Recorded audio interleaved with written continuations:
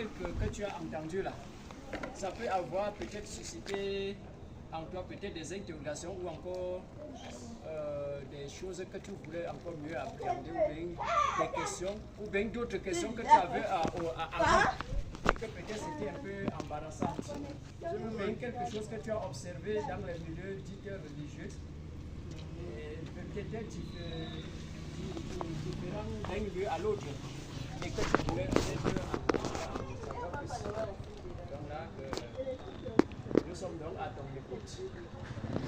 Que le Seigneur nous y conduise et nous laisse sur la voie droite. Voilà, c'est comme ça.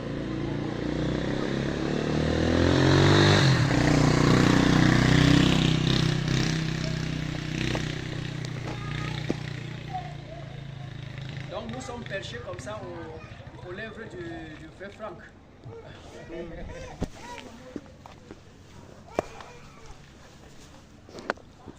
Parce que c'est une chose de dire ce que tu penses, tu veux dire à quelqu'un. C'est une autre chose de plutôt écouter le désir de son cœur.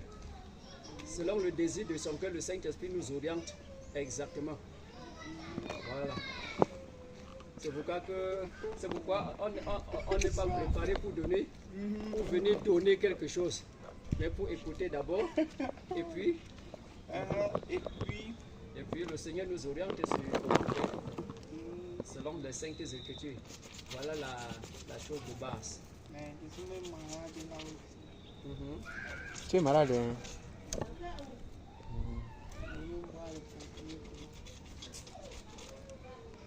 Oh, dès que vous avez parlé, j'ai compris c'est quoi les bactéries. La fermentation.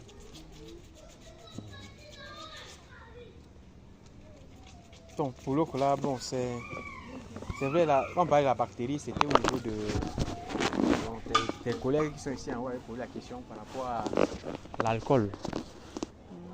C'était par rapport à l'alcool. C'est là où on disait que normalement le même vin,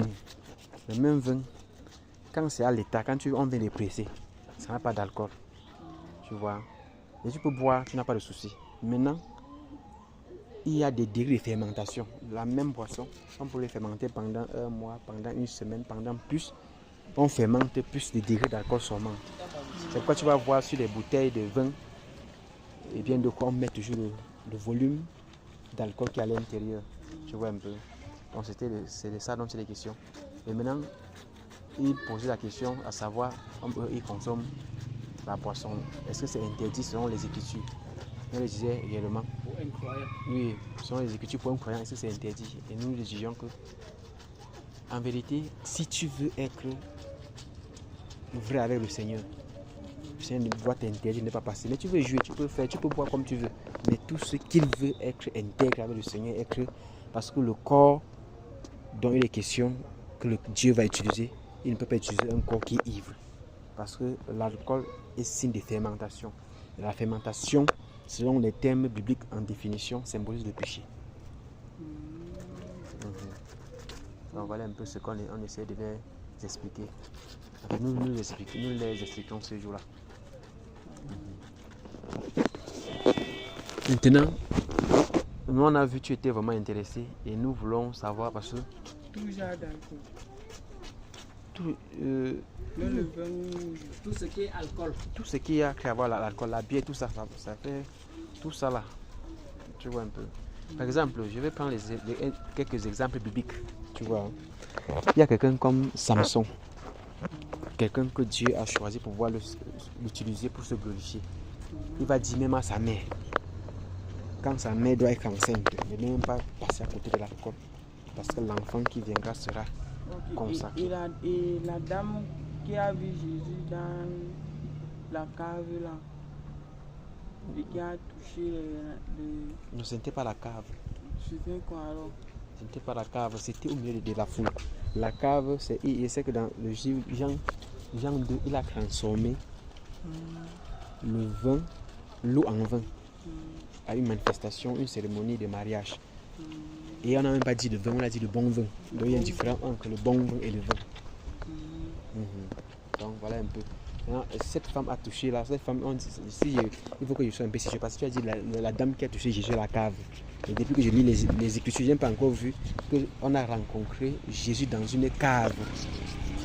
Tu vois un peu. À moi, ce sont les interprétations bibliques. Moi, je n'ai pas encore lu. Mais ce que je sais, c'est que dans la foule, papa. C'est la pluie qui vient comme ça. Heureusement que tu as bien garé la moto là. Hein. Ah. Le Seigneur, cette femme, on dit que c'était une femme qui avait la perte de sang. Et elle a dépensé tout ce qu'elle avait chez les médecins. Pendant 12 ans, elle n'a pas été guérie. Maintenant, lorsqu'elle sortait de chez elle, elle a dit dans son cœur, parce que le Seigneur Jésus sortait, il était dans la ville, non? Il sortait pour prêcher comme nous prêchons là. Et cette femme, en sortant de chez elle, a dit que si seulement il peut toucher le bout de son vêtement, il serait guéri. Donc c'était de passant. Mais en fait, c'était en passant. Et au milieu de la foule, qu'elle a bousculé et allé toucher son vêtement. Et à l'instant, elle a été guérie du mal, le mot qu'elle a suivi pendant 12 ans. À l'instant. C'est comme avant que ça n'a plus nous ici. Comment on rentre? Non, je dis à nous aller à l'abri. Non, il veut puiser l'eau, non, on va descendre. Allons-y. Ça te prend ici avant que tu n'arrives là-bas, tu serais bien mouillé, je connais ça. Donc, rencontrez-moi. Oui, papa. Ça, c'est normal. Je voulais vivre là avec les tissus. Oui, il veut même bien réussir ça. Ok, tu lances alors tu rejoins là-bas, non? C'est un puits qui est en train de cheminer.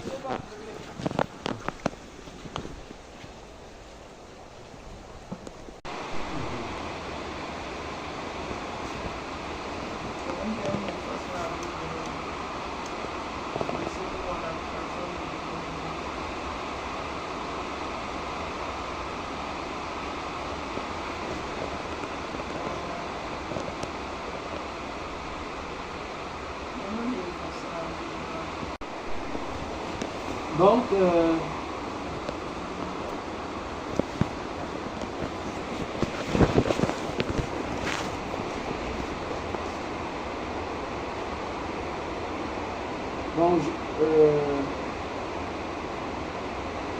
bon, je te donne ça. Vas-y, il faut que... Bon, vas-y. Lis ce livre de 2 Timothée chapitre 3. 2 Timothée chapitre 3. Et à partir du verset 15 là. Oui, dis son nom.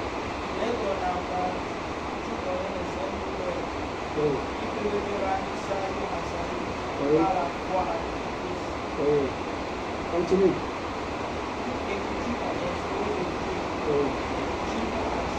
Oui.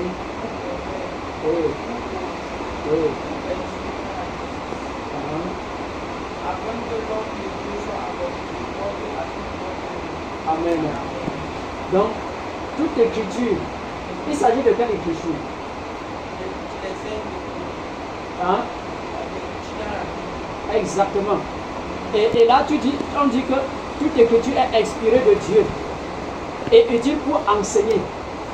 Donc, s'il faut enseigner quelqu'un dans la volonté de Dieu, c'est avec les saintes écritures. Amen. Maintenant, pour convaincre, si tu es peut-être un peu en ballottage, peut-être dans les doctrines, ce qui peut te convaincre, c'est les saintes écritures. Lorsqu'elle parle, la maman, c'est quoi? Attends, allô, mère? Peut-être. Donc, on ne peut pas prendre un manuel autre pour t'enseigner la volonté de Dieu hors de la Bible. C'est pourquoi tout à l'heure j'ai dit que toute autre écriture, tout ce que les hommes ont écrit, si ce n'est pas conforme à la Bible rejette. Il appelle ça la voie de la perdition. Parce que Satan s'introduit pour faire écrire des choses qui sont contraires à la volonté de Dieu. Donc la volonté de Dieu exprimée dans la Bible. Il dit pour corriger. Donc il y a forcément des choses que nous avons entendues, crues, et prendre ça pour vrai alors que c'est la fausseté. Lorsque les saintes écritures viennent, ça pousse ça. Tu n'as qu'à rejeter pour prendre ce que le Seigneur a donné. N'est-ce pas? Pour instruire dans la justice. Instruire dans la justice. Quelle justice? La justice de Dieu. Ce sont les saintes écritures. afin que l'homme de Dieu soit accompli et propre à toute bonne œuvre. Donc si tu peux pratiquer des œuvres justes devant Dieu, c'est ce que ça va t'instruire. Amen. Et mon frère Franck. Ok. Et je vais te donner autre passage, n'est-ce pas? Parce que je donne d'abord, on met d'abord comme ça les bases avant que, avec tes questions, on va aller plutôt dans cette base pour voir ce que les Saintes Écritures demandent. Tu vois, non? Ok. Bon, je vais te donner un autre passage dans le livre de 1 Corinthiens, chapitre 15. Voilà. Le verset 1 et 2, vas-y. Verset 1 Corinthiens, verset 1 et 2. Oui. Je vous rappelle, frère, l'évangile que je vous ai annoncé, que vous avez reçu, dans lequel vous avez persévéré. Verset 2. Et par lequel vous êtes sauvés. Si vous le retenez tel que je vous l'ai annoncé, Oui. autrement, vous aurez cru en vain. Vous aurez cru. En vain. Que veut dire croire en vain? Ça veut dire que attendre sans repos. Donc croire en vain, non, ça veut dire que croire juste. Donc aucun résultat. Donc, bon, maintenant, le but de croire au Seigneur, c'est pour arriver à quelle fin? À la délivrance. Oui. Savoir son salut. C'est pour avoir la vie éternelle. La vie éternelle. Donc, il dit ici que si, eux les apôtres, ça c'est l'apôtre Paul, si on ne retient pas exactement de la manière dont ils ont prêché, ça veut dire qu'on aurait cru en vain. Ça veut dire que tu crois à ce quelque chose, parce que la croyance c'est pour amener au salut, c'est-à-dire à la vie éternelle, près du Seigneur Jésus-Christ. Et si tu n'es pas dans le respect, si tu ne marches pas dans le respect de la règle de ce qui était enseigné, tu vas croire à autre chose. Il dit croire en vain. En vain, ça dit pour rien. Ça veut dire que tu crois à quelque chose espérant que ça va t'amener à la vie éternelle, et à la fin ça t'amène plutôt le contraire de la vie éternelle, c'est quoi? À l'enfer, à la géhenne. Donc on ne dit pas seulement que oh, je suis comme ça. Est-ce que c'est conforme à ce que le Seigneur a dit? Est-ce que tu es en train de me suivre un peu? Oui, papa, je vous suis. Ok, je vais te donner encore un autre passage. Ça, on met juste les bases et puis je vais répondre donc. Nous allons répondre à tes questions. Mais il faut que tu saches dans quelle base on se situe, n'est-ce pas? Je prends maintenant, bon, je prends comme ça 2 Corinthiens. Je prends le chapitre 11, n'est-ce pas? Bon, allons-y à partir du verset 3. Vas-y, lis jusqu'à ce que je dis que arrête. Chapitre 3. Toutefois, de même que le serpent séduisait Ève par sa ruse, Oui. je crains que vos pensées ne se corrompent et ne se détournent de la simplicité à l'égard de Christ. Oui. Car si quelqu'un vient vous prêcher un autre Jésus que celui que nous avons prêché, Oui. ou si vous recevez un autre esprit que celui que vous avez reçu, Oui. ou un autre évangile que celui que vous avez embrassé, Oui. vous le supportez fort bien. Reste là. Ça veut dire, qui a écrit déjà? C'est l'apôtre Paul. N'est-ce pas? Il dit, si vous recevez un autre évangile que ce que nous les apôtres, c'est-à-dire l'apôtre Paul, Pierre et les autres ont prêché, ou bien un autre esprit que ce que vous avez reçu, ou un autre Jésus. Donc tu vois que la prononciation, c'est Jésus, Jésus. Mais il dit que s'il n'est pas conforme à, si ce n'est pas conforme à la doctrine que nous avons prêchée, c'est que vous êtes en train de croire à un autre Jésus qui n'est pas celui que nous avons prêché. Il dit maintenant, quand quelqu'un vient comme ça de cette manière, vous le supportez. Alors qu'en réalité, on ne doit pas supporter ça. C'est pour ça qu'il faut d'abord avoir la connaissance de la vraie doctrine. Pour savoir comment repousser la fausse. N'est-ce pas? Va au verset 13. Remonte. Au verset 13. Non, tu es en train de rentrer plutôt. Verset 13. Verset 13. Tu n'as pas déjà dépassé? Le verset 13. Est-ce que tu vois? Oh, voilà, vas-y. Voilà. Verset 13. Oui. Ces hommes-là sont de faux apôtres, Oui, des ouvriers trompeurs, oui. déguisés en apôtres de Christ. Déguisés. Tu vois le déguisement. Ce sont ces hommes donc qui viennent prêcher ce genre d'évangile qui est contraire à ce que les apôtres que Christ a envoyés ont prêché, sont des faux apôtres, des ouvriers trompeurs. Ils se sont déguisés en apôtres. Donc ils font comme s'ils sont des serviteurs du Seigneur alors qu'ils sont en train d'introduire autre chose pour amener les gens en enfer. Continue.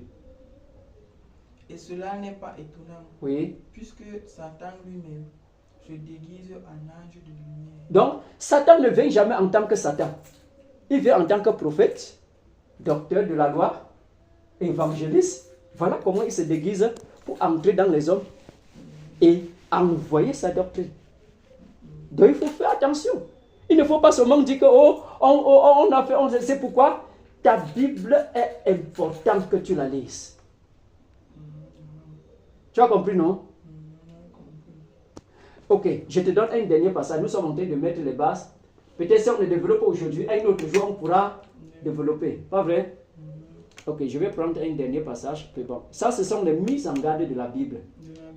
Est-ce que tu savais qu'il y avait les mises en garde dans la Bible? Tu en savais? Ok, ça veut dire que si tu en savais, ça veut dire qu'on ne doit pas te demander de faire n'importe quoi et que tu le fasses que sans regarder si c'est exactement ça dans la Bible. C'est existant. Bon.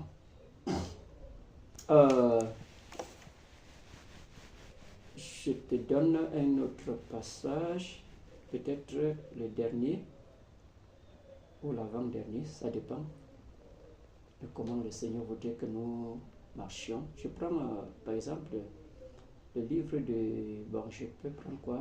Philippiens, chapitre 3, à partir du verset 17. Voilà. Vas-y. Mise en garde. Mise en garde. Soyez tous mes imitateurs, Oui. frères, et portez les regards sur ceux qui marchent selon le modèle que vous avez en nous. Que vous avez en nous. Que vous avez en nous. Donc l'apôtre Paul dit que, attention, soyez mes imitateurs, donc marchez comme moi. Et portez les regards sur ceux qui marchent selon le modèle que vous avez en nous, les apôtres, que Christ a formé.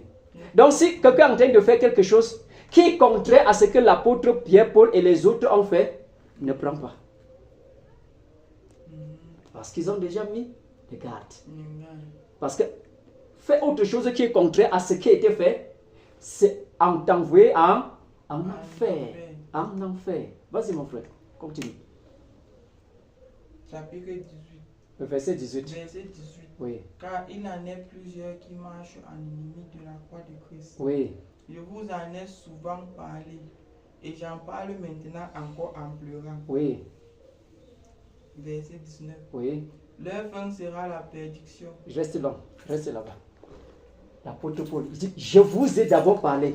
Maintenant, je parle en pleurant. Tu sais que c'était apôtre prophète parce qu'il avait des visions pour voir ce qui va se passer après. Il dit, la fin de ces gens, ceux qui marchent comme ça là, c'est la perdition. Tu aimerais aller à la perdition, mon frère? Non, non, non. Donc, il ne faut pas seulement... Donc, quand je te pose des questions, n'est-ce pas? C'est vraiment parce que tu nous as appelés. Je vais te donc faire voir ce manuel, si tu le connais. Tu connais ça, hein? Le compodium. Ne regarde pas bien ce qu'on écrit là. Voilà, compodium. Bon. Mais il va avoir le nom aussi. Oui, bon, lis ce qui est écrit encore, d'autres sous-titres. Catéchisme de l'Église catholique. Oui. Les éditions catholiques. Et puis ici écrit quoi ça? Abrégé pratique officielle. Du catéchisme de l'Église catholique. Là, c'est l'Église catholique. Bon, maintenant, entre le manuel de l'Église catholique et la Bible, qui peut effacer qui? Lequel? Les deux manuels-ci. Ça dit que voici. Oui. Mais on se réfère dans la Bible. Voilà. Si ceci dit quelque chose que celui-ci ne confirme pas, celui-ci est faux. Pas vrai? Ok. Maintenant, je vais prendre juste un seul cas. On va parler du baptême. N'est-ce pas? Je vais commencer à dire ici.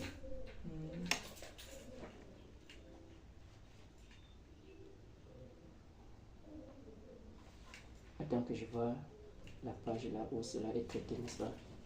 Quand je lis, tu vois, quand je prends ça, c'est...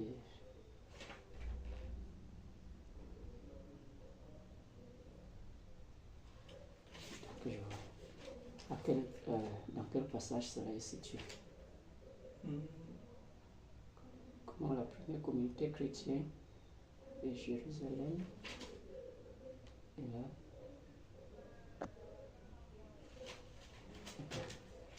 Je cherche là où on parle du baptême, hein? Et là nous allons voir ensemble ce qui est et oui.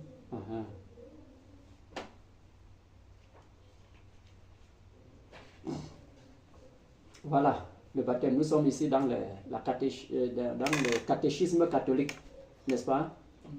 Maintenant, ici, là où tu me vois,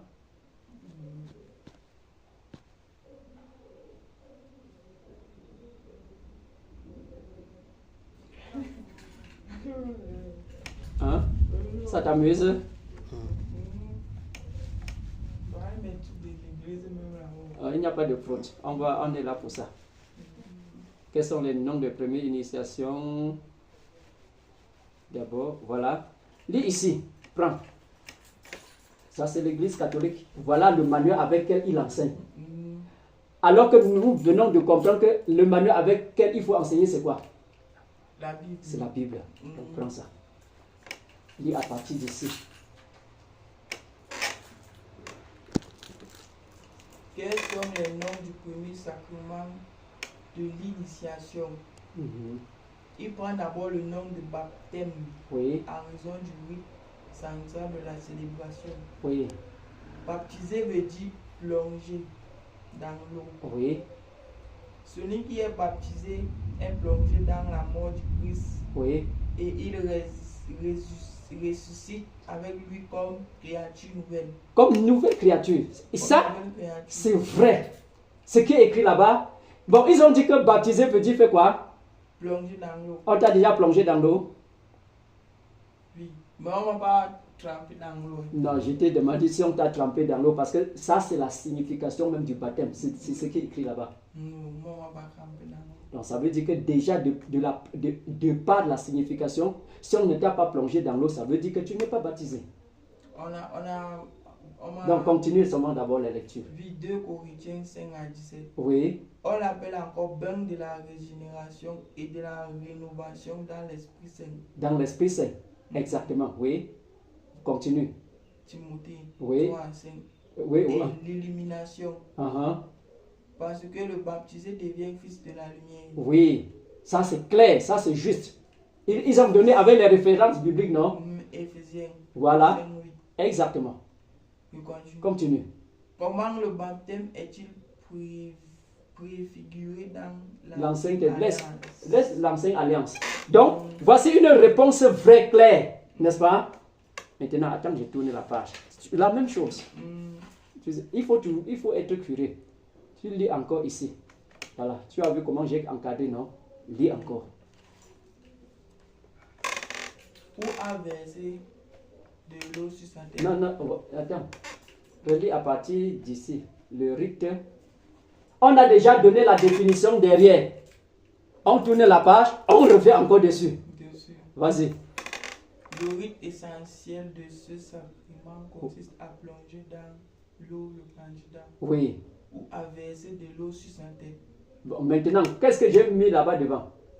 J'ai souligné ou à verser de l'eau sur sa tête. Et j'ai mis quoi? Vous avez mis les références. Et c'est quoi? C'est quoi? Quelle référence? Peut-être, bon, comme j'ai abrégé, tu ne dois pas... Vous avez mis...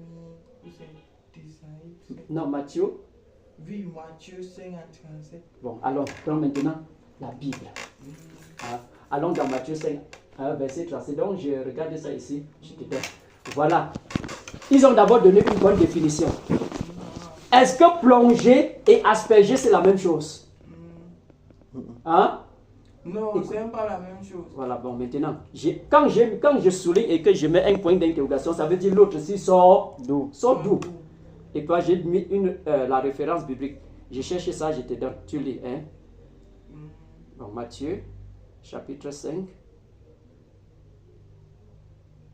le verset 37. Lis, voilà le verset 37. Vas-y. Que votre parole soit oui, oui, non, non. Ce qu'on y ajoute vient du malin. Voilà. Ici, on a ajouté ou on n'a pas ajouté. Dans ce que tu viens de lire. On a d'abord dit que baptiser veut dire plonger dans l'eau. Après, il dit on peut aussi. Le on peut là vient de qui? Non, il a dit que ou a versé de l'eau sur sa tête. Est-ce que ça peut tenir route? Ça veut dire que La deuxième formule, a versé l'eau sur sa tête, là vient de qui? ça veut dire que ça vient de Matthieu. Non, Matthieu a dit que si c'est oui, c'est oui. Si c'est non, c'est non. Si on ajoutait quelque chose sur la définition, la chose ajoutée vient du malin, c'est-à-dire du diable. Donc, le asperger là vient de qui? Ça vient de la Bible. Quelle Bible encore? J'ai l'impression que tu ne me comprends pas. Parce qu'ils ont dit dans Matthieu que soit c'est oui, Soit c'est non. Ok. Ils ont dit que Bon, baptiser veut dire plonger dans l'eau, oui ou non? oui. Oui. Baptiser veut dire asperger l'eau, oui ou non? Oui. Comment? Comment tu peux dire que plonger et asperger c'est la même chose? Parce que soit c'est l'eau. Non, on n'a pas, ce n'est pas deux. Bon, je prends un autre exemple, n'est-ce pas? Plonger dans l'eau veut dire encore quoi? Bon, attends bien. Peut-être tu ne me saisis pas bien. On va prendre tous les trucs pour que tu saisisses. Je te donne donc le livre de Romains chapitre 6. Hein? Si ça te dérange, Romains chapitre 6, à partir du verset 1.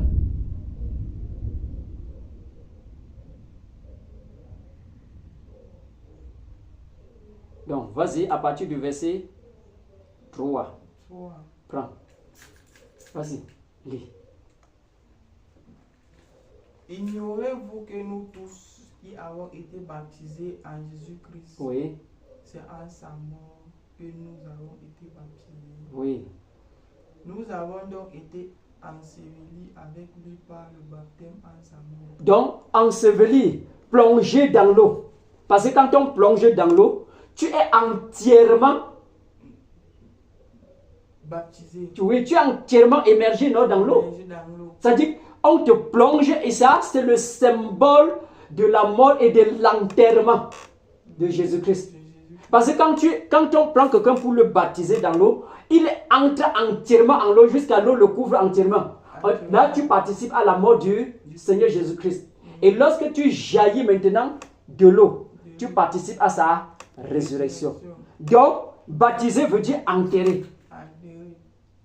Je vais venir encore sur le mot asperger. Ok. Si on te demande d'enterrer quelqu'un, tu creuses le trou, tu fermes et tu fermes la tête dessus, non? Là, on dit que tu as enterré. Ok. S'il y a donc un cadavre et on prend la terre comme ça, on asperge sur lui, la personne est enterrée. Non, il n'est pas enterré. Donc, cette signification qui est ajoutée, n'est-ce pas? Dit que ou, c'est-à-dire on peut plonger ou asperger. Le ou asperger là vient du malin. Tu ne peux pas. Tu ne peux pas dire que la signification vient du mot latin qui veut dire plonger dans l'eau. Et puis tu dis que même si tu prends l'eau, tu asperges, c'est la même chose. Est-ce que c'est la même chose? Moi, je ne connais pas. Non, toi-même, est-ce que c'est la même chose? Non, on a dit que ou. On a mis ou, c'est ça, non? Bon, le ou là vient de qui alors? Le ou veut dire qu'on peut se baptiser soit en trempant quelqu'un dans l'eau, soit tu le trempes dans l'eau, ou tu le baptises en aspergeant. Donc, l'aspergeant là, c'est ça que je demande, ça vient de qui? Est-ce que ça vient du Seigneur? Parce que la signification veut dire plonger dans l'eau. De ceux qui ont écrit la Bible. Ça, non, pas la Bible, ce n'est pas dans la Bible. Regarde que c'est dans le manuel, c'est que c'est écrit. Ce n'est pas dans la Bible. Dans la Bible, on plonge le candidat dans l'eau, point final. C'est l'autre aussi qui a ajouté asperger dedans. C'est le concordien catholique qui a ajouté asperger. Il dit où asperger. Et si là, j'ai mis un point d'interrogation. Ça vient d'où asperger? On a déjà vu, quand on dit plonger dans l'eau, tu as vu que tous ceux qui ont été déjà baptisés. Sont dans la cité. Ah oui, mais je ne crois pas que ça sort. Ça peut déranger quelqu'un là-bas. Ok. Tous ceux qui ont été déjà baptisés. Regarde bien qu'on dit que la signification veut dire plonger dans l'eau. Et j'ai dit la signification là est vraie. Est-ce que plonger et prendre quelques gouttes d'eau, mettre sur sa tête, c'est la même chose? C'est pas la même chose parce que pour qu'on te plonge dans, il faut d'abord qu'il y ait un cours d'eau qui coule. Tu entres dans l'eau comme le Seigneur Jésus était. C'est comme une petite piscine. Non, là, ça c'est encore faux. Parce que le Seigneur a dit que c'est dans l'eau qui coule. Le Seigneur qui a fait le ciel et la terre et qui est venu montrer l'exemple lui-même. En venant par Jean-Baptiste, lui, il est entré dans l'eau du Jourdain pour être baptisé, non? Jean-Baptiste l'a plongé dans l'eau, non? Donc maintenant, pourquoi avoir quitté ce que la Bible dit pour aller formuler autre chose? Tu as vu le plan du malin comme nous étions en train de lire tout à l'heure, non? Que si quelqu'un vient chez vous et vous donnez un autre évangile que ce que vous avez reçu, attention, faites attention, il vous amène à la perdition. Et l'apôtre Paul a dit, portez les regards sur ceux qui marchent selon le modèle que vous avez en nous les apôtres. Autrement dit, vous aurez cru en vain. Et vous êtes préparés pour la perdition. Il a dit, quand je parle ça, je parle en pleurant. Parce qu'il pleure en voyant des personnes qui vont se donner tout et tout pour dire qu'ils servent le Seigneur Jésus-Christ. Et à la fin, aller à la perdition. Donc, si on ne t'a jamais plongé dans l'eau, au nom de Jésus de Nazareth, tu n'es jamais baptisé. Si on te donne un faux billet de 10 000, là, à quoi ça te servira?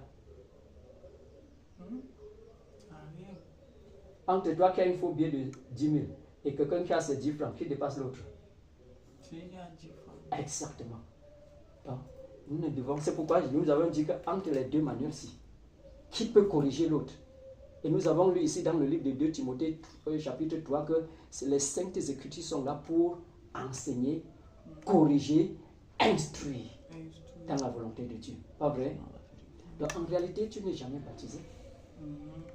Tu as donné un faux truc. Ok. Le deuxième mot que tu as dit, tu m'as dit que tu étais confirmé, pas vrai?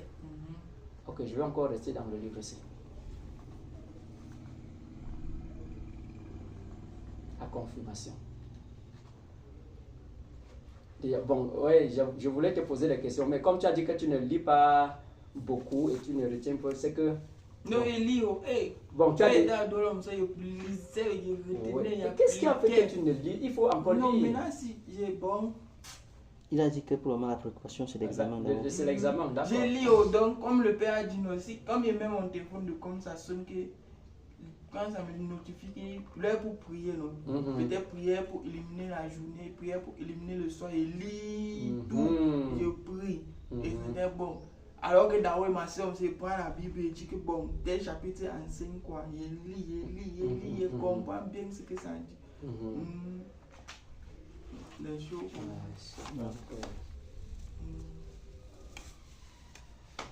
La confirmation là est écrite. Tu vas voir. Si tu vas lire, tu vas voir de ces choses ici dans ce manuel-ci. Ça va pas une table de Matthieu. Ah, ok, ouais, je vais regarder dans la table de Matthieu parce que après on va partir dans le secteur des prières ici là. Tu as vu, non? Regina. Non, je vais trouver. Il ne peut pas m'échapper.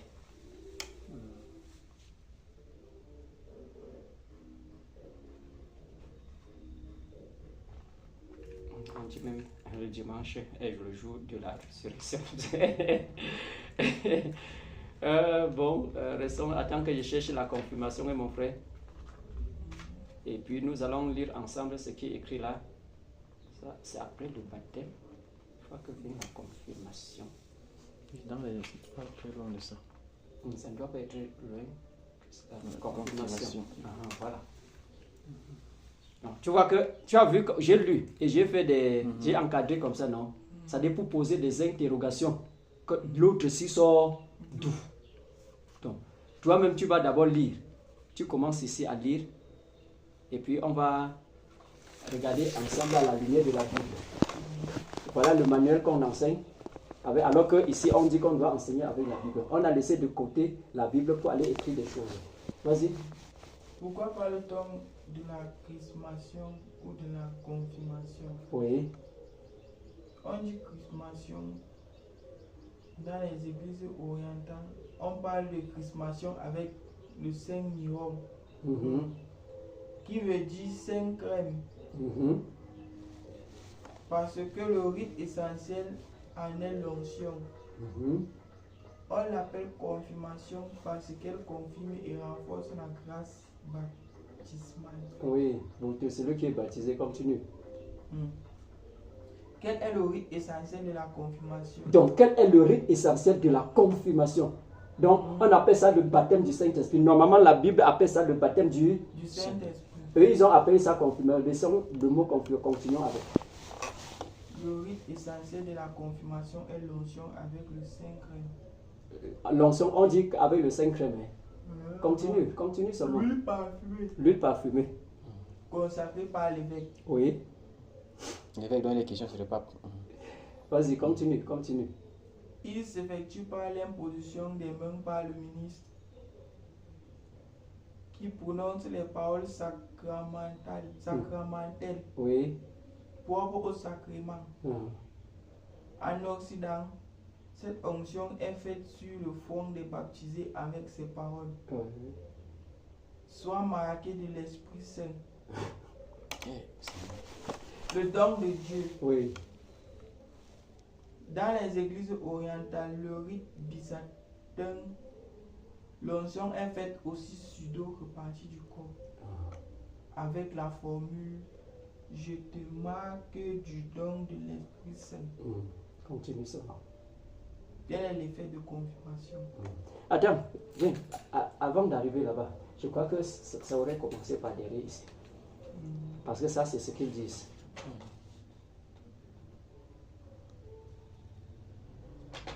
Donc, dans l'Ancien Testament, il dit donc ainsi. Quelle est la place de la confirmation?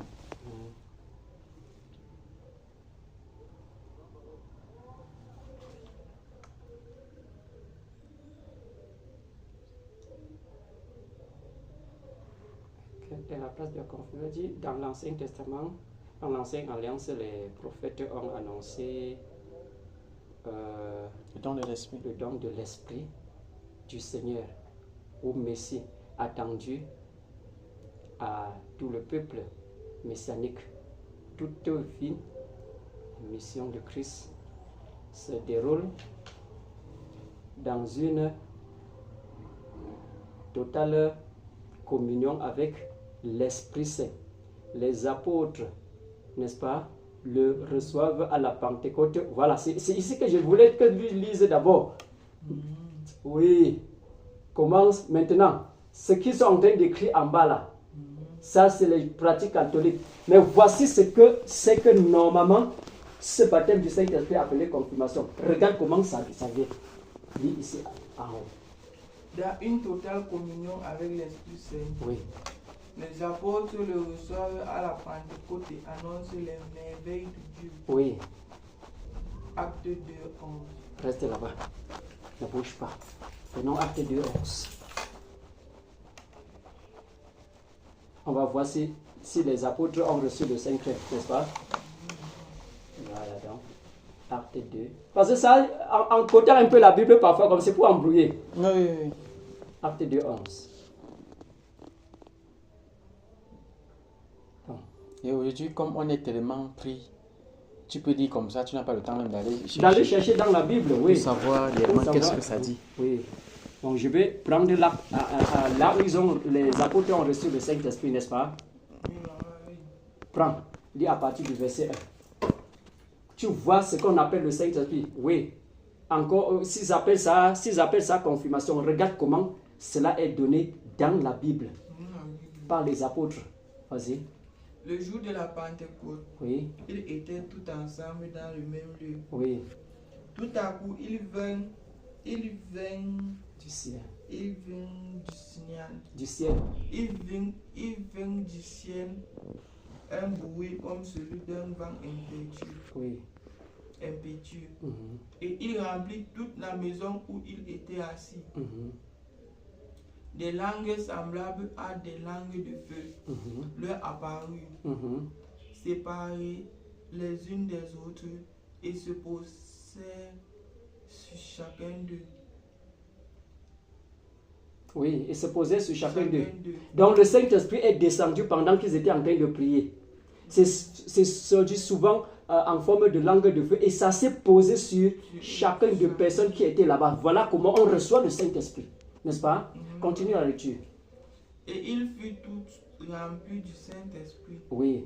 Et se mit à parler en d'autres langues, Mhm. selon que l'Esprit leur donnait de s'exprimer. Or, il y avait en séjour à Jérusalem les Juifs, hommes pieux de toutes les nations qui sont sous le ciel.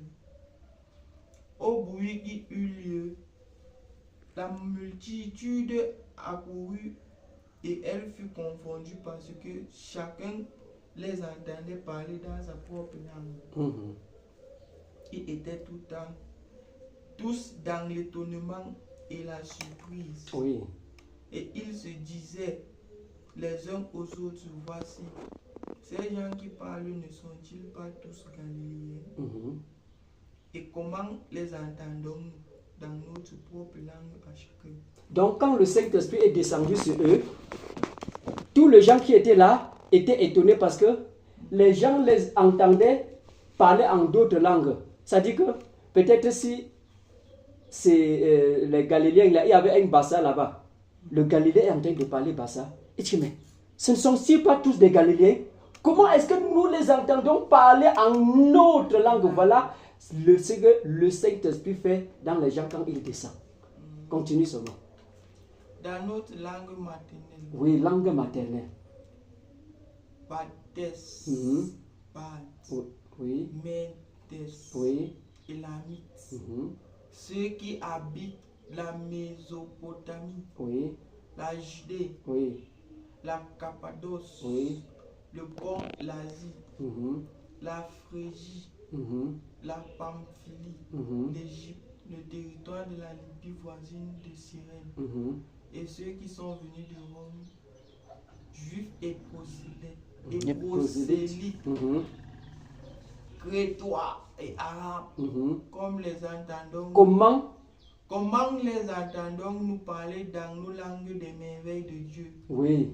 Donc tu vois que toutes les régions qu'on a citées là étaient à Jérusalem. Et pendant que les Juifs parlaient les Galiléens, chaque personne entendait dans sa propre langue. Tu as vu comment le Saint-Esprit est descendu? D'abord, tu as vu comment le Saint-Esprit descend, non? Quelqu'un a mis la crème sur le front de quelqu'un? Non. Quelqu'un a mis l'huile sainte sur le front de quelqu'un? Non. Comment est-ce que cette descente du Saint-Esprit est devenue aujourd'hui le Saint crème que quelqu'un dit que c'est le vin qu'il fait et il met sur tes trucs d'enfant et comme ça, on dit que tu as reçu le Saint-Esprit. Est-ce que c'est vrai?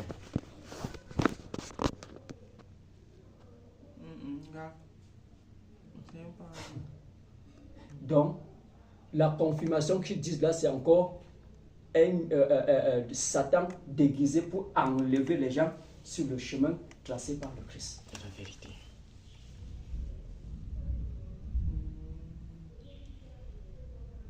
Tu as déjà vu la Sainte Crème dans la Bible que un des apôtres a mis le Sainte Crème. Ça, ce n'est que chez les catholiques qu'on voit ça. C'est la voie de la perdition. Il faut qu'on te dise ça clairement. Sans toutefois tourner autour du pot. Hein. Non. Il faut que tu sois clair. Parce que voilà le manuel, non? Voici la Bible, non? Voilà. Nous sommes en train de lire dans les deux à la fois. Donc, et tout à l'heure, tu as dit que tu es même communié. Il a d'ailleurs plus de communion. La communion, c'est 105 sacrements. La communion. La Sainte, c'est comme la petite carte qu'on va signer. La partie que tu... Ça sert à quoi? Regarde, tu pars. Peut-être que l'hôtel moi, tu pars, tu donnes ton nom, on signe ta carte là. Pour faire quoi? Donc, tout est payant. Tu sais, Tu donnes l'argent avant qu'on signe. Et c'est pour faire quoi? Quand on signe comme ça, ça te donne quoi? Et ils appuient ça avec quoi? Qu'est-ce qui les motive pour faire ça? Quel est le verset biblique qu'ils appuient? En fait, ce qui m'a même étonné récemment, j'étais dans un lieu de deuil. Et comme Moïse a succédé comme Josué a succédé à Aaron, quand la mère est décédée, il faut quelqu'un qui va le succéder. Et quand on te met sur la chaise, comment on t'a mis sur la chaise, on dit que bon, venez saluer la mère. On a donné la selle à la mère, venez la saluer. Donc on la salue comme ça, on donne l'argent. Donc tout tourne autour de l'argent, sauf la vérité. Si on pouvait au moins prendre de l'argent et dire au moins la vérité aux gens, ça c'est la perdition totale. Donc le Saint-Esprit, on prie, le Saint-Esprit descend. Et puis les apôtres, si tu lis dans Actes chapitre 19, tu vas voir que on imposait les mains aussi sur les gens, ils recevaient le Saint-Esprit. D'où vient que quelqu'un dit qu'on prend un Saint crème, on met sur ton front comme ça, tu as reçu le Saint-Esprit. C'est vrai. Et même cette imposition, les mains, s'il n'y avait pas l'huile qui figurait autour. On va faire ça dans la Bible. Et maintenant, ce que j'aimerais expliquer à l'issue de ce que papa est en train de dire, c'est que le Saint-Esprit, Franck, on te dit les choses selon la franchise. Le Saint-Esprit, dont il est question, les catholiques, en fait, veulent enfermer tout le monde pour partir en enfer avec eux parce qu'ils savent que le sort des catholiques, c'est l'enfer. Tu comprends un peu, non? Quand on parle d'eux, quand on parle du diable sur la terre, ça se trouve là-bas, catholique. Ça se trouve là-bas. Et eux, c'est eux, l'enfant et tout ce qui va avec. Tu comprends un peu? Pourquoi ils ferment la vérité aux gens? Ils ne veulent pas que les gens connaissent la vérité. C'est pourquoi on va prendre tout, sauf ce qu'il en est. Maintenant, le Saint-Esprit venant sur toi, toi-même là, tu ne dois même plus te connaître toi-même. Parce que tu deviens une voiture où le Saint-Esprit, c'est la personne de Dieu habitant en toi. Tu comprends, non? Donc quand tu es passé du Saint-Esprit, tu es un tabernacle du Saint-Esprit. Le tabernacle du Saint-Esprit, dont il est question, le Saint-Esprit, c'est Dieu. Donc le Saint-Esprit n'est pas différent de Dieu. C'est Dieu qui vient comme ça habiter en toi. Maintenant, quand tu vas lire les actes des apôtres, après acte 2, les miracles vont commencer à faire parce qu'ils ne faisaient pas ça avant. Mais quand ils ont reçu le Saint-Esprit, acte 3, en fait, acte 2 même là, à la fin de acte 2, tu dis jusqu'en bas, tu vas voir en une seule prédication, 3000 personnes ont cru. 3000. Sans compter les femmes et les enfants. Parce que, bon, selon la loi juive, on comptait beaucoup les hommes. Et on ne connaît pas les hommes qui sont à moins de 20 ans. Donc, on compte les hommes qui sont de 20 ans en issue. Donc, quand tu es mort là, on ne te compte pas. Tu vois un peu. Donc, on dit 3000 âmes ont cru. Ils n'avaient pas de micro, ni de haut-parleur. Mais ils parlaient comme ça parce que, étant rempli de l'Esprit de Dieu, parce que l'Esprit de Dieu est comme le vent qui souffle là, est symbole de l'Esprit. Parce que tu ne sais pas comment il commence, tu ne sais pas où il finit. Et quand il parle, le vent amplifie le son de la voix, ce qui fait que tout un public peut comprendre sa voix en dehors du micro et tout ce qu'on va avec. Ou bien comment toi tu peux expliquer qu'une personne peut prêcher, et tu sais, en ce qui concerne le domaine de la foi, ce n'est pas tout ce qu'il faut. Mais en une seule prédication, à l'intérieur de la foule, il y a 3000 qui ont cru, on les a baptisés en un seul jour. C'est pas, tu m'entends un peu. Donc Dieu est venu leur donner la capacité de pouvoir faire ce que Dieu seul peut faire. Donc le Saint-Esprit venant sur toi, ça te donne de faire ce que Dieu seul peut faire parce que l'homme, le manière naturel. Actuellement, où tu as le Saint-Esprit, il y a des choses que tu ne peux pas faire. Et tu ne feras jamais. Donc quand le Saint-Esprit vient, il peut donner la faculté de même imposer les mains aux malades, ils guérissent. Parler même, des gens même ressuscitent des morts, en fait les morts même qui sont morts ressuscitent. Voilà le don du Saint-Esprit, voilà ce que ça vient pour octroyer aux hommes que nous sommes. Nous donne les facultés, les capacités que Dieu seul détient. Donc le Saint-Esprit vient de la capacité que Dieu seul détient ça. Parce que un homme ordinaire ne peut pas le faire. C'est un homme habité par l'Esprit de Dieu qui peut faire ça. Tu m'entends? Maintenant tu vas voir, ces gens-ci là ont complètement fermé la foi, fermé la vérité aux gens que protestants, on ne parle plus de guérison divine. Quand tu parles au deuil là, depuis que tu es né et tu as assisté les deuils où la catholique, protestant et bien de quoi ont célébré, tu as vu une résurrection. Tu as compris que quelqu'un est malade, il est parti là-bas, il a obtenu la guérison. Même quand tu es possédé là, tu viens, Ils enlèvent le couple, mettre le couple parce qu'ils ne peuvent pas. Donc ils cachent la vérité aux gens. Tu comprends maintenant. Acte là, nous allons t'encourager de lire beaucoup. Les livres d'actes pour le moment. Tu vas voir ce que tu vas voir ce que les hommes ont fait. Tu comprends un peu. Et je veux que pour lire ça, même tu crois commencer même après Acte chapitre 1. Acte chapitre 1, même le verset 8. Lis un peu Acte 1, verset 8. Prends un peu de Acte 1, le verset 8.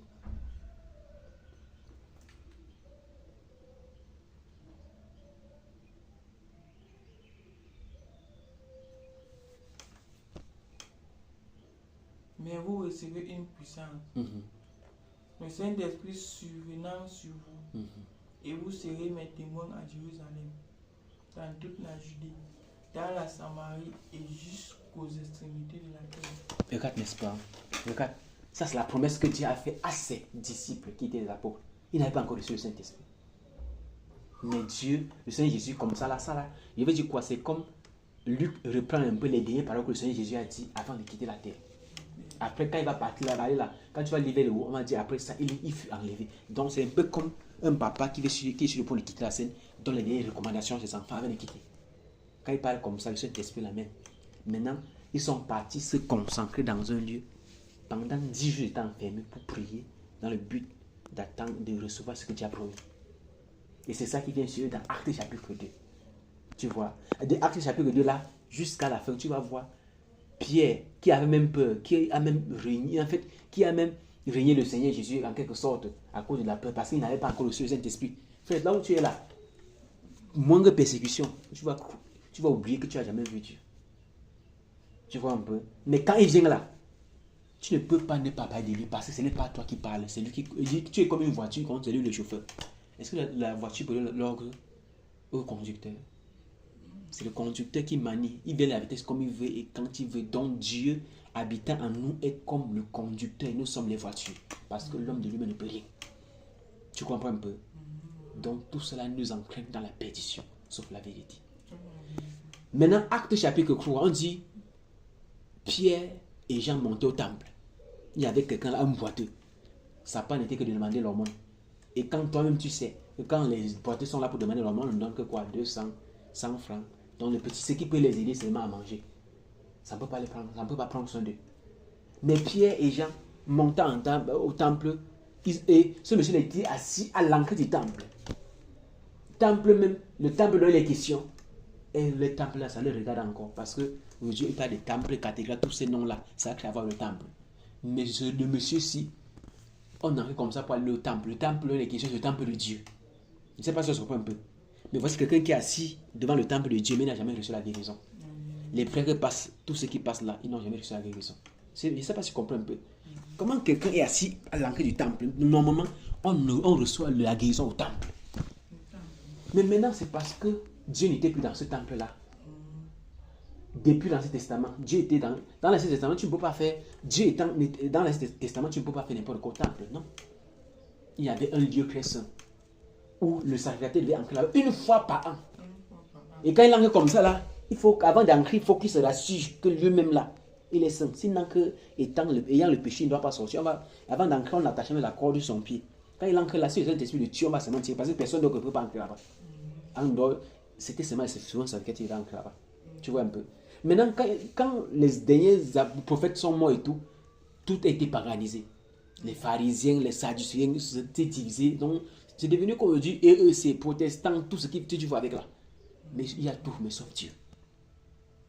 Tu vois un peu. Donc ça, c'est la vérité que nous te disons. Et nous te disons cette vérité pour que tu fasses ce que toi tu vas faire avec. Mais voici la vérité. Comme je te disais, ces gens qui ont vu ce paralytique-là, assis là, demandant leur monde. Mais Pierre et Jean vont dire, en fait, ils seront deux. Mais la personne qui va prendre la parole, c'est Pierre. Parce que Pierre est le capitaine. Et si tu lis les Écritures dans Acte 16, dans Matthieu chapitre 16, il va dire, tu es Pierre. Et sur cette pierre, donc il y a Pierre qui est l'homme, et Pierre qui est la pierre, le caillou, ou bien, en fait, qui symbolise même la révélation sur laquelle l'église doit être bâtie. Parce que l'église, c'est même pas le bâtiment, tout ce que tu vois là. Quel qu'en soit ce qu'on a bâti, on a dit 1000 ans l'église, ça n'a rien à voir avec Dieu. Parce que l'église, Actuellement, là, regarde, comme nous sommes assis là, nous sommes une église là, parce que là, il a dit là où 2 ou 3 sont assemblés, en son nom, il est au milieu d'eux. Donc nous formons une église ici comme ça. Et cette église, on a des questions, nous sommes les membres. Lui, il est la tête de cette église-là. Donc l'église de Dieu n'est pas visible. Ce n'est tous les noms que tu vois là. Même si on a embelli ça n'importe quoi, même si on a mis les marbres sur ça, ça n'a rien à voir avec Dieu. Matthieu 16, verset 18. Matthieu 18, verset 20, il dit là où 2 ou 3 sont assemblés en mon nom, je suis au milieu d'eux. Tu comprends un peu? D'où, maintenant, une autre chose que j'aimerais que tu comprennes, c'est que Acte chapitre 2 là, lorsque les disciples sont revenus là, lorsque le Saint-Esprit est venu là, maintenant le temple qui est censé être le temple de Dieu, maintenant les apôtres ayant reçu le Saint-Esprit partaient là-bas pour plutôt prêcher l'évangile. Donc ils partaient maintenant au temple pour prêcher l'évangile. Je ne sais pas si tu comprends un peu. Donc ici là on dit, ici là le monsieur, le paradis était assis devant le temple, non? À la porte du temple. Non, ils ont dit, je n'ai ni lis, avance, acte croix. Tu vois, tu dis ce qui va se passer là-bas. Acte croix, si tu peux avancer. Et je crois que croix. Acte chapitre croix, pas tu peux verser. Pierre et Jean montaient ensemble au temple à l'heure de la prière. C'était la 9e heure. Il y avait un homme boiteux de naissance. Qu'on portait et qu'on plaçait tous les jours à la porte du temple appelé la Belle. Écoutez un peu. On dit il y avait un homme, donc tous les jours. On ne sous-entend pas. Peut-être que cet homme-ci, peut-être qu'on va dire son âge là-bas. Tu vois un peu. Donc tout ce temps-là, cet homme-là était comme ça. Il n'a jamais lui marché. Donc on le portait. Donc on me le portait pour déborder là-bas. Oui, il demande aussi quelque chose qui peut suivre avec. Continue la lecture. Pour qui demanda l'aumône à ceux qui entraient dans le temple. Cet homme, voyant Pierre et Jean qui allaient y entrer, leur demanda l'aumône. Pierre, de même que Jean, fixa les yeux sur lui et dit, regardez-nous. Et il les regardait attentivement, s'attendant à recevoir de quelque chose. Alors Pierre dit, je n'ai ni argent ni or, mais ce que j'ai, je te le donne. Au nom de Jésus-Christ de Nazareth, lève-toi et marche. Et le prenant par la main droite, il le fit lever. Au même instant, ses pieds et ses chevilles devinrent fermes. D'un saut, il fut debout et il se mit à marcher. Il entra avec eux dans le temple marchand, sautant et louant Dieu. Tout le monde le vit marchant et louant Dieu. Il reconnaissait que c'était celui qui était assis à la belle porte du temple pour demander l'aumône. Tout à fait. Bon, on peut s'arrêter là-bas. Tu vois un peu. Toi-même, tu as bien compris un peu. Tu as un peu compris un peu la structure de la lecture que tu as lue. Tu comprends? Maintenant, regarde. Pour que ça soit fait, je vais vraiment essayer d'expliquer. Parce que nous, on a beaucoup de responsabilités là qui nous attendent. On va te laisser peut-être que prochainement. Si tu as besoin, on reviendra encore. Regarde. Pierre, avant Acte des Apôtres, chapitre 2, était un homme ordinaire comme toi et moi. Donc il n'y avait rien de différent entre toi et moi. Tu vois un peu? En fait, entre les hommes ordinaires, il n'y avait rien de différent. La différence maintenant vient lorsque Acte chapitre 2, ils ont reçu les langues, comme papa fait tout à l'heure, tu as lu. Des langues salades, des langues de feu venant sur eux. Donc ils étaient bâtis sur cet esprit. Ce n'était pas un sacrement, ce n'était pas quelque chose. Donc c'est venu les changer, les transformer en des hommes. Actuellement, ce sont comme des hommes qui sont, en fait, ce sont des dieux en quelque sorte. Mais il faut, on omet seulement des mecs que Dieu parce que ils ont tout de Dieu. Ils peuvent te voir comme Dieu, ils te voient, ils te décrivent tel que tu es. Donc, le jour que tu es né, tout dans ta vie, il peut te donner toute ta vie. Parce que l'œil qu'il a n'est pas un œil ordinaire, mais c'est l'œil de Dieu qui te connaît dans le monde détail. Tu m'entends un peu? Voilà qu'on parle le baptême du Saint-Esprit, voilà ça. Maintenant, ceux-là sont partis dire baptisé et confirmé. Donc, si on ne dit pas la vérité, tu vas te négliger disant que non, si l'enlèvement vient demain, tu vas partir, alors que tu ne dois jamais même voir ce qui se passe en par rapport à l'enlèvement. Parce que quand tu reçois le baptême de Saint-Esprit, comme eux ils ont là, comme eux ils ont reçu là, C'est le passeport pour l'éternité, donc rien ne peut les empêcher de partir là-bas. Mais toi, avec ta part, toi-même tu as lu ça, c'est le livre catholique. Depuis des années, voilà ça, voilà ce qui se passe là-bas à l'intérieur. Tu vois un peu. Mais avec tout ce que toi-même tu as vu là, et ce que tu es en train de voir ici, tu vois que c'est deux mondes tellement différents, non? Tellement différents. Ça, c'est deux. De deux. Voici. Voilà Pierre. Cet homme-ci a demandé quoi, l'homme, non? Pierre a dit, je n'ai ni argent ni or à te donner, mais ce que j'ai, le baptême du Saint-Esprit te donne la vie. Et tu es, quand tu as ce baptême du Saint-Esprit, tu es un homme rempli de vie et communique la vie. Tu vois, le prêtre, s'il n'a pas la vie, il peut communiquer la vie. Un homme peut donner que ce qu'il a. Donc eux, ils n'ont point en ce qui... Eux, c'est tout ce qui va avec. Non, rien en ce qui concerne la vie. C'est pourquoi on va te tourner autour de tout. Sauf ce qu'il faut te dire. Mais nous sommes là pour te dire la vérité. Et si tu es de Dieu et que tu aimes la vérité, voilà la vérité, voici le chemin, voilà la voie. Tu vois? Donc ils n'ont rien, ils n'ont pas. C'est pourquoi tu vas voir les authentiques, véritables serviteurs de Dieu, ils se tournent partout de l'argent. On va te dire la carte, qu'on a donné une carte. Déjà, je n'ai ni or ni argent à te donner. Ce que j'ai, je te donne, lève-toi et marche. Nous sommes ensemble maintenant. Tu as lu ça là-bas, non? Maintenant, est-ce que après ça, Pierre, bon, s'il fallait payer les sacrements, tout ce qu'on paie là, comme les catholiques, ils prennent tout là. C'est paralytique, s'il devait prendre l'argent pour payer Pierre et Jean par rapport à la guérison qu'il a reçue, il devait prendre l'argent pour donner. Il devait prier pour eux qui. Voilà, j'ai dit le paralytique. Il fallait payer parce que chez eux, là, tout se vend, l'indulgence, tout. Le paralytique, c'est le voilà qui est guéri par Pierre et Jean. S'il fallait que Pierre et Jean demandent l'argent parce qu'eux, ils n'étaient pas là pour l'argent.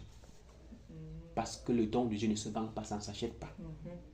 Te voilà, frère, depuis là que tu es né, le souffle là que tu respires, parce que ce souffle, c'est qui est la vie. Tu dis que je vais manger après, je vais faire ci, je vais composer, avant de composer, je vais encore faire les coups.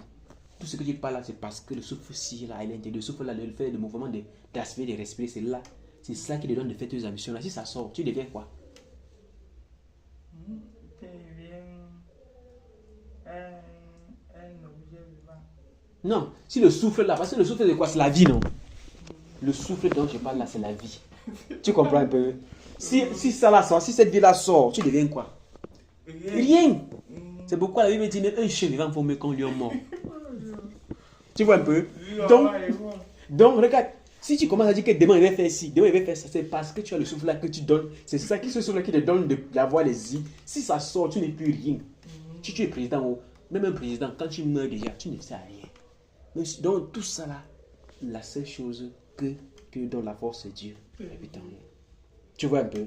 D'où ces hommes se disent que ce qu'ils ont c'est la vie. La vie, il dit, quand tu as ça, mon frère, le monde même, tu vas haïr même le monde. On va te, en fait, tu seras différent. Tu ne dois plus être avec tout ce que... Non.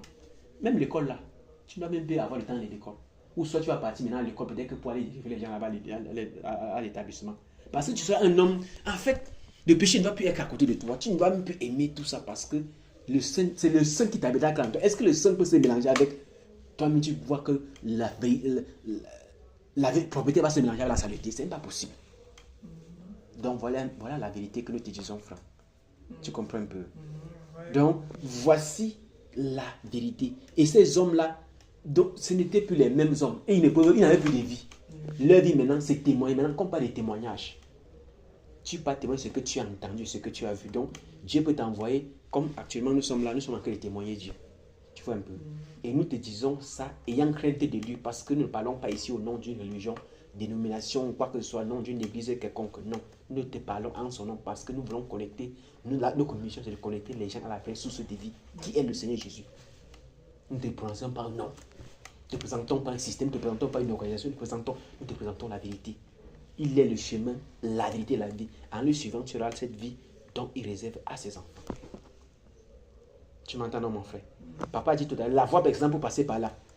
Acte chapitre 2, lorsqu'ils ont reçu le Saint-Esprit, Pierre ayant la clé, après avoir prêché, parlé, ils ont dit, oh frère, que ferons-nous?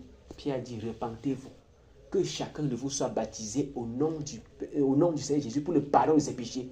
Et il recevra le don du Saint-Esprit. Tu ne peux pas être baptisé du Saint-Esprit encore une fois de plus si tu vas passer par les eaux du baptême au nom du Seigneur Jésus, parce que c'est en te baptisant au nom du Seigneur Jésus que tu reçois le pardon, pour le pardon de tes péchés. Et c'est à ce moment que tu reçois le don du Saint-Esprit. C'est un don. C'est une grâce. C'est une faveur que Dieu donne à ses enfants. Tu comprends un peu? Et il dit ça vient transformer leur façon d'être, leur façon de voir. Parce que c'est que quand tu parles de miracle, tout c'est ça. Il commence en leur temps, la seule personne qui faisait ça dans la partie de Matthieu, c'est le Seigneur Jésus qui faisait ça. Les délivrances, guérisons, résurrection et tout. Donc le Seigneur Jésus était avec eux pour leur montrer ce qu'il devait faire après. Et quand le Seigneur Jésus était sur la scène, il ne faisait pas ça. Je ne sais pas si tu comprends un peu. Ils n'ont pas fait aucun de ça. Mais c'est quand le Seigneur Jésus quitte la scène qu'eux, ils commencent à faire ça maintenant. Donc voilà la vérité que nous pouvons te dire, Franck, en ce qui concerne le baptême du Saint-Esprit. Donc le baptême du Saint-Esprit, c'est la personne de Dieu qui vient habiter en toi. Tu formes du Saint-Esprit. C'est pourquoi maintenant, c'est une toi qui commande ta vie. Tu vas vouloir, il va te dire, lève-toi Franck, marche, entre dans la chambre de ton voisin là, tu lui dis tout. Donc tu vas lui dire toute sa vie. Même s'il a caché n'importe quoi, même si c'est n'importe où. Parce que l'Esprit de Dieu n'est pas limité. Tu comprends un peu? Tu vas commencer à... Les gens sont malades autour de toi, tu guéris. Tu entres à l'hôpital même. Tous ceux qui sont malades là, à l'intérieur, si tu as le don de guérison, si veut se manifester en toi par guérison, parce que quand il vient, maintenant, il vient avec ça, c'est un peu vague chez lui, parce que il peut donner le don de guérison, un peu comme une maison. Peut-être que le maçon a sa part de rôle. Il peut donner à l'autre le don de peintre, donner à l'autre le don de crépissage, le don d'installation de lumière, l'installation de la plomberie, etc. Donc les dons de Dieu viennent sur toi pour te manifester, pour te donner, pour t'utiliser dans un domaine bien précis. Quand c'est ton domaine, c'est en termes de prédication. Tu sors si baptisé du Saint-Esprit et tu as le don de prédication. C'est-à-dire que pour la prédication, tous les étudiants qui sont ici là, s'ils sont de Dieu, tu vas voir, tu vas parler comme ça, les gens vont commencer à pleurer. Parce que c'est pas ça qui parle. Et quand tu parles comme ça, tu vois, quelqu'un va te dire que tu es en train de raconter ma vie, alors que tu ne le connais même pas, mais tu sens seulement que ta bouche est en train de parler. Parce que c'est même pas toi qui parle, c'est le Saint-Esprit en toi qui est en train de parler. Voilà la vérité que nous pouvons te dire, frère. Maintenant, le temps est conclu parce qu'on a beaucoup de situations à gérer. Si tu es intéressé,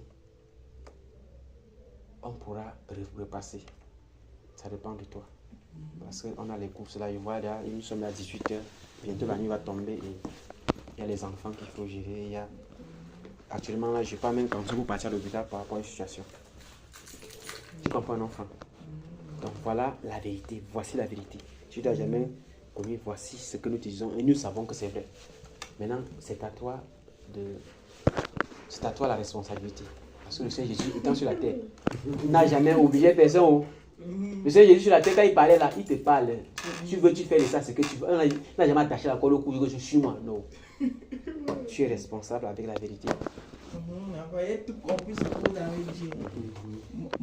Le schisme catholique et la Bible, tu vois que c'est deux mondes différents.